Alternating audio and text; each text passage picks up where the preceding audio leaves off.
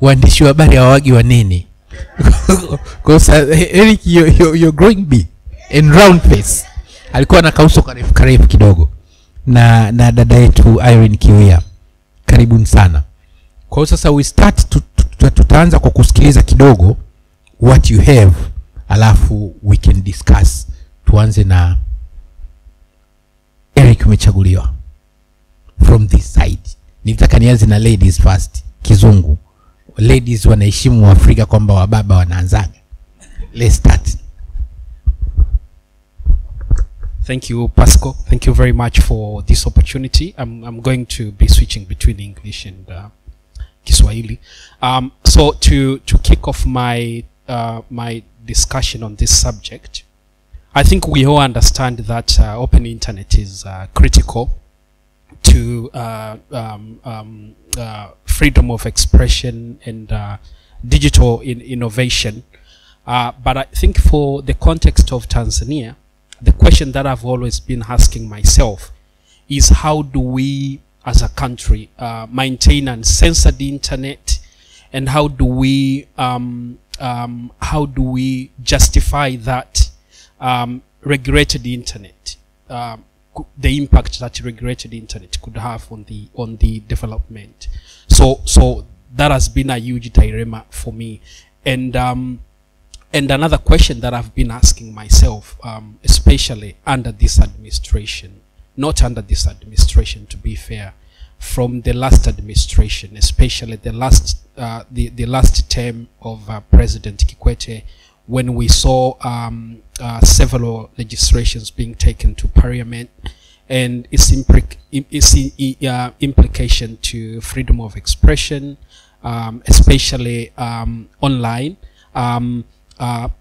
So what implication does that have again in terms of how we interact as journalists, as normal citizens online, and whether that is going to close innovation space for internet. And I think my thoughts basically are divided into three different perspectives. If I say briefly, one, the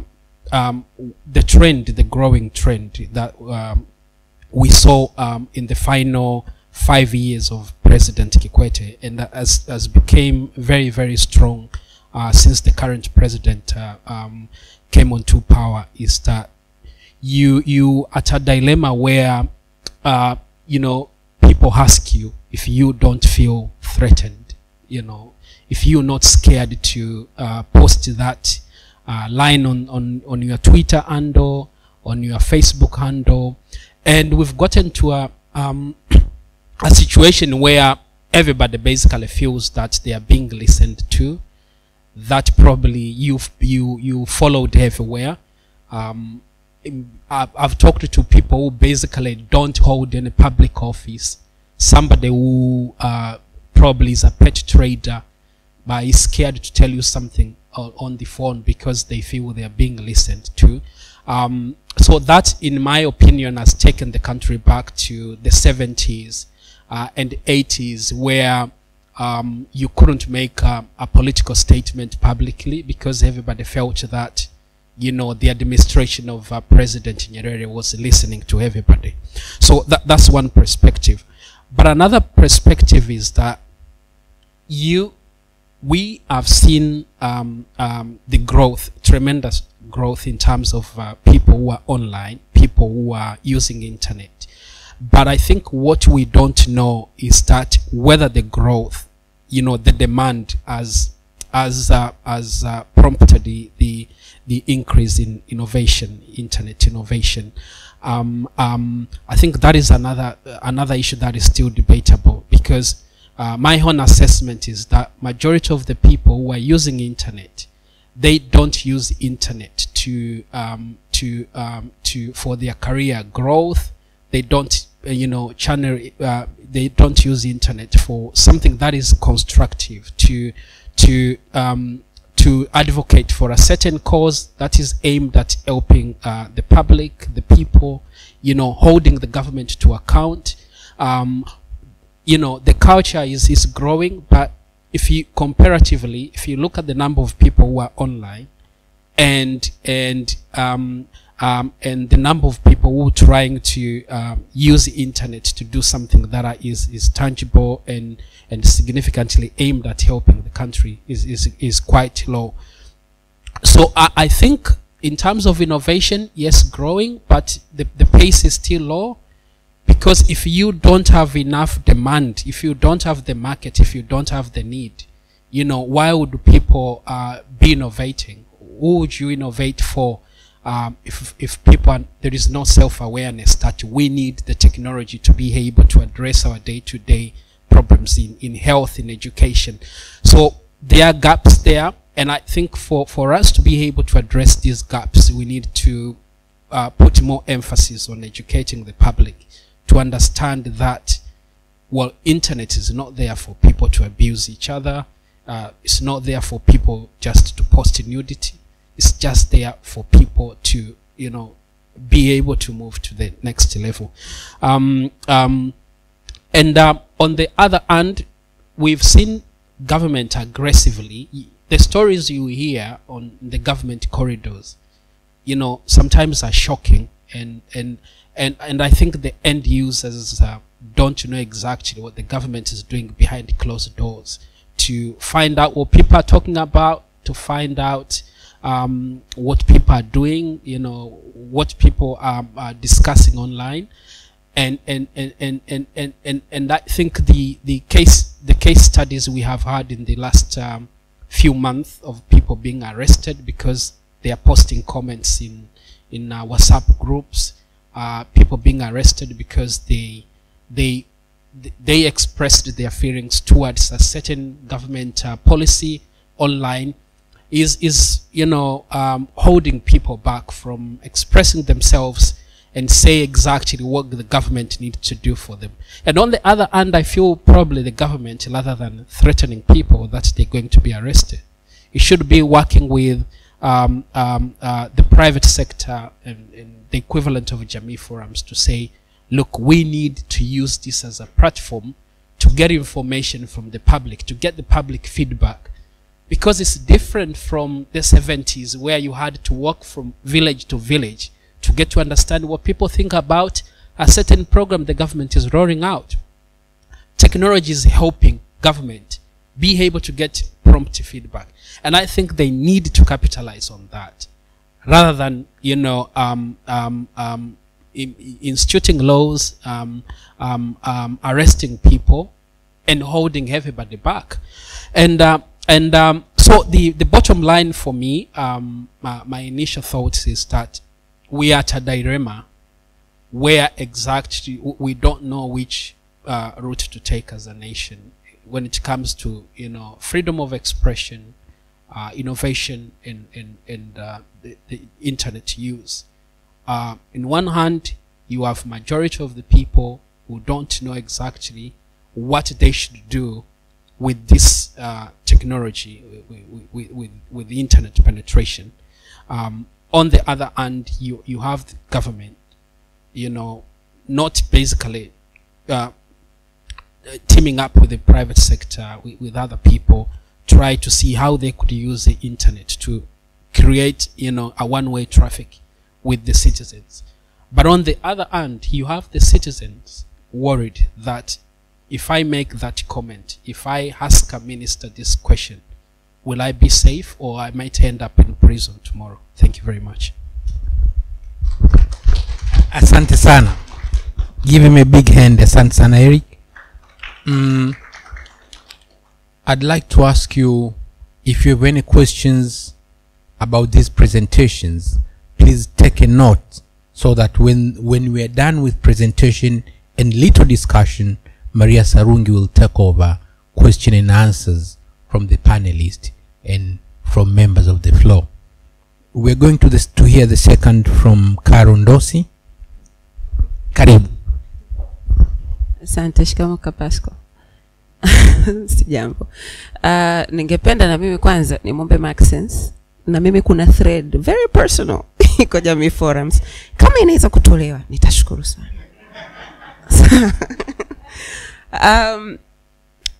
Utanisaidia? Okay, asante.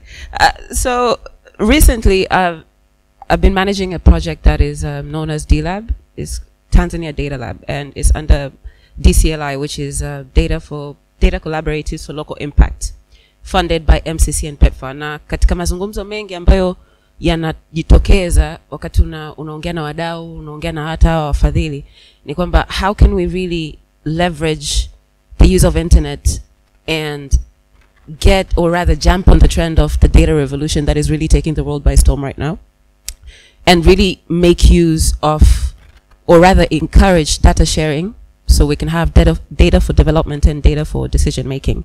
But then coming back to the topic now, balance between privacy, innovation, and freedom of expression. Is this possible?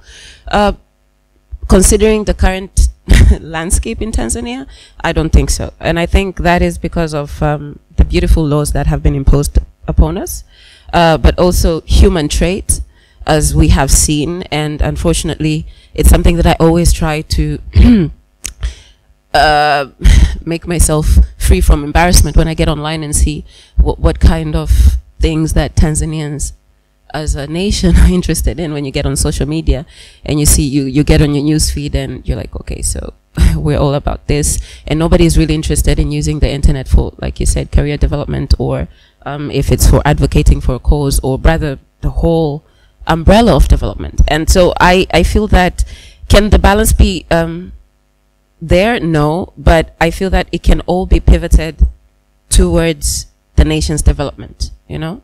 So how can we use innovation and freedom of expression to bring more development in Tanzania? And now I will come back to what we try to do. So the challenges that we normally face, for example, when we're trying to encourage, or rather highlight, access to medical services, or access to education, or access to water, through the availability of data to identify the spaces to the society. One, you will face a setback when you're trying to get the data sets. And this is not just from the government. We work very closely with NBS, and I'm sure, as some of you may know, they're data sets that are for the public use, and they're data sets that cannot be used by the public, or rather cannot be shown to the public. And then you also have the organizations, non-governmental private organizations, who embark on all these research crusades, and when you go to them as well, thinking that they're a development partner, they give you this beautiful answer of, sorry, this research was funded by a donor, so I cannot give this to you until I get the approval. And unfortunately, that approval never comes. And this, to us, is a major setback, because basically what we're really trying to do is really encourage the use of data so that we can identify these problems, because we realize that it should not just be upon the government themselves to address them. So I'll give another example as well. DLI, Agapitis here, is our sister project under DCLI, and they have this innovation challenge, and they encourage young people to come up with innovation that would address certain issues in their society. And even with that, because of the boundaries of the freedom of expression and the laws that are imposed upon us, they can't really highlight the real, I mean, they can highlight the real problems, but not really the extent or the magnitude of the problem.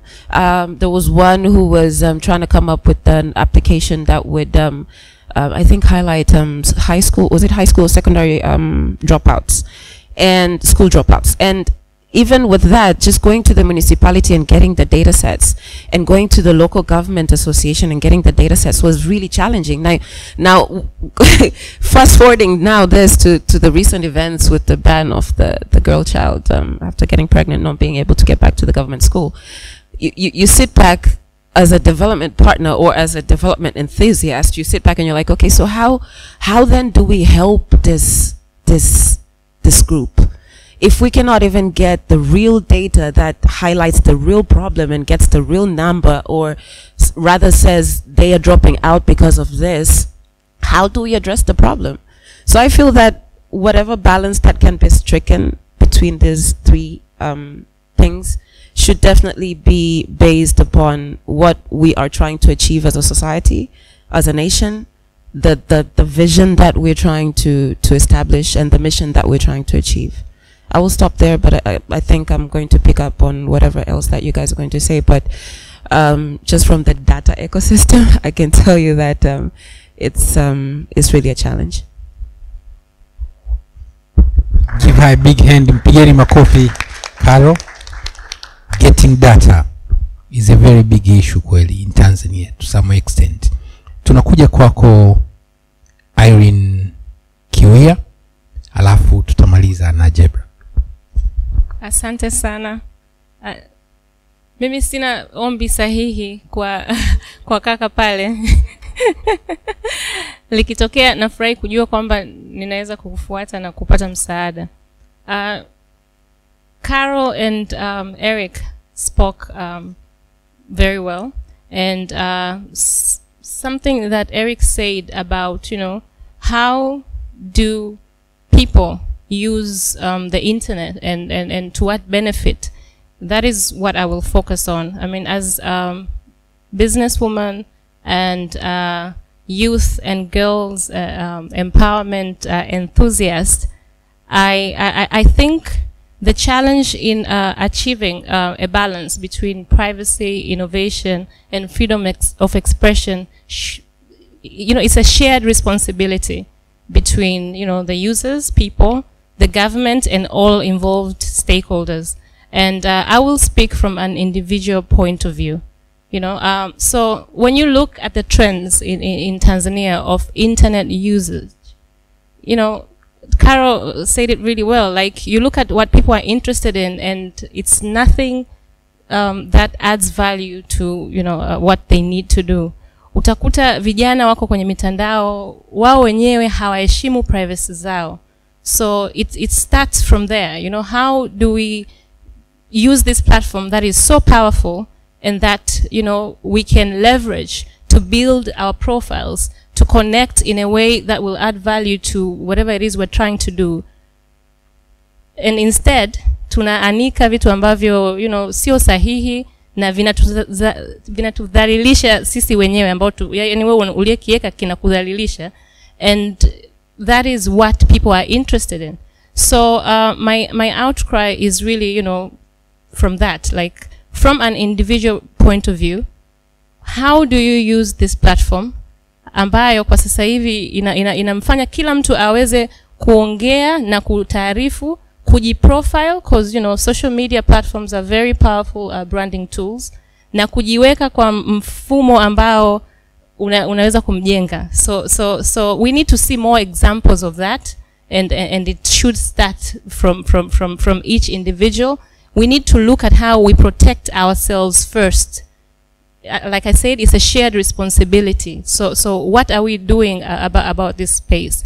Looking at it from an innovation point of view, it is challenging because, you know, given the trends and what people are interested in, what do you innovate that will encourage people to live and change their internet usage habits?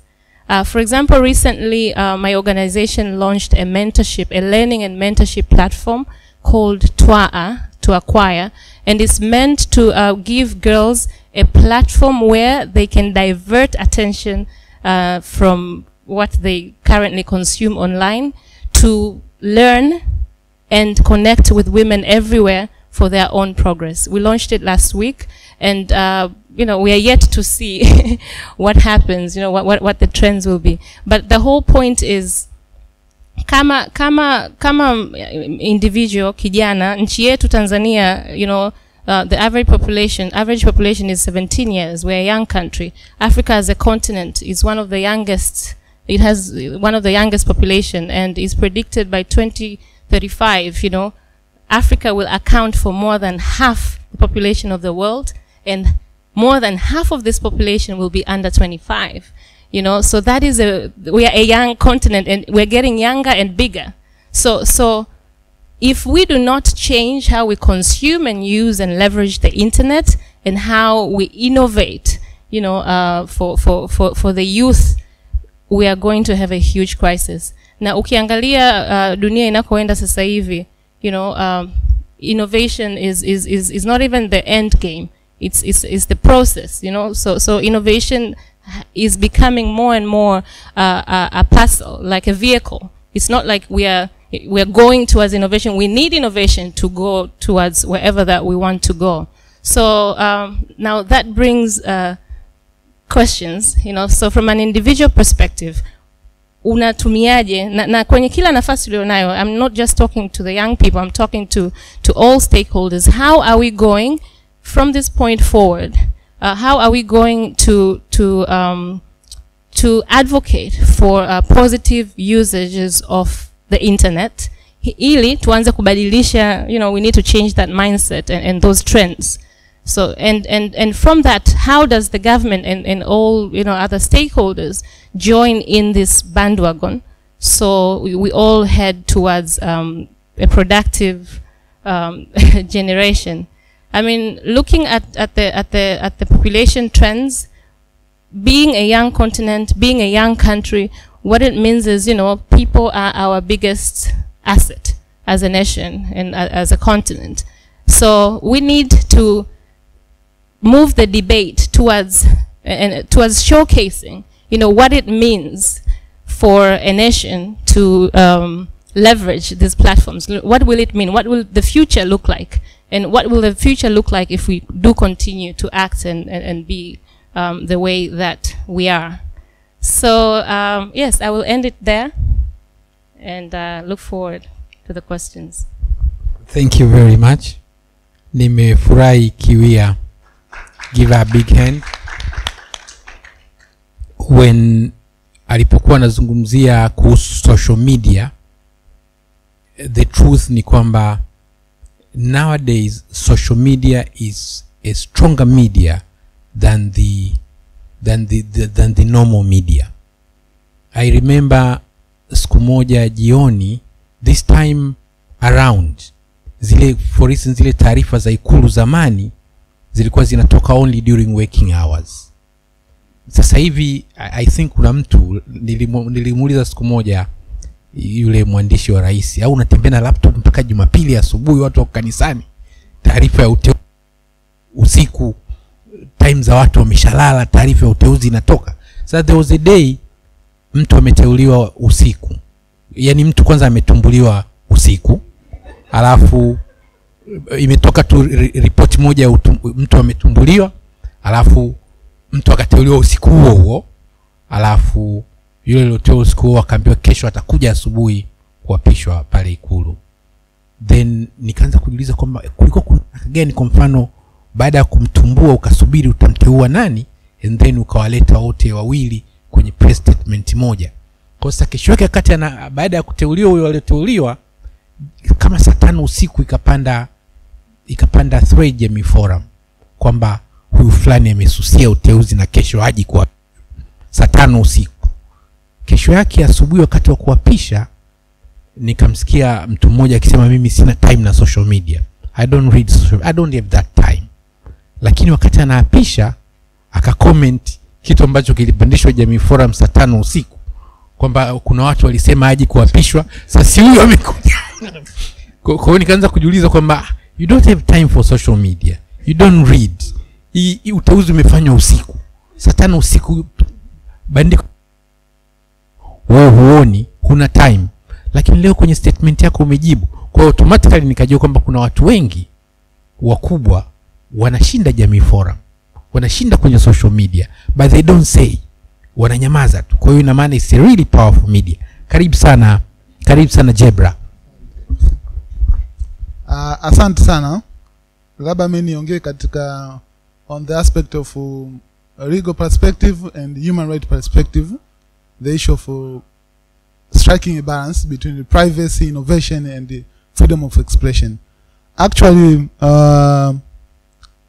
it's a challenge to strike a balance between these three things, and it's a big challenge when the government is the one who looking on how to strike this balance, on how to make laws, to make sure that there is limitations on the freedom of expression.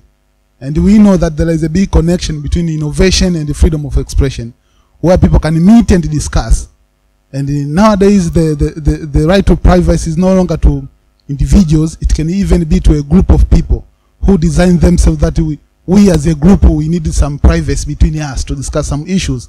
Can it be even a WhatsApp group? So it's a challenge when there is a discussion within a WhatsApp group and you see that somewhere known that there is a people continue a certain discussion.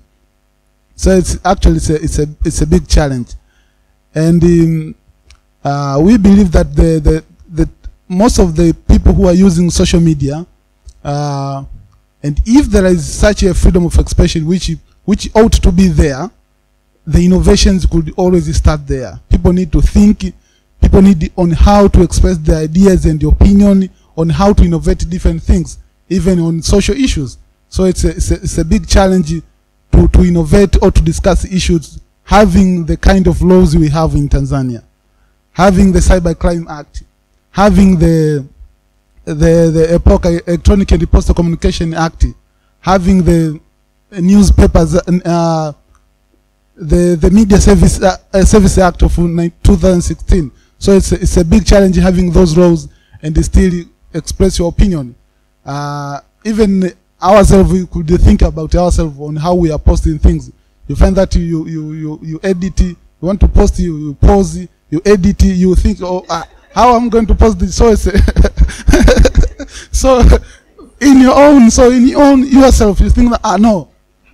Or someone can say, you remove it, it's not good. So you can see how we are looking to it. But what I believe is we have to take freedom of expression, and actually the government should take it as a source of getting information, as a source of getting data on how to develop, as we know. I beg to quote the South African case where they try to discuss the importance of freedom of expression. This is the Lusaka Hall of the state, the Supreme Court of South Africa, where they say that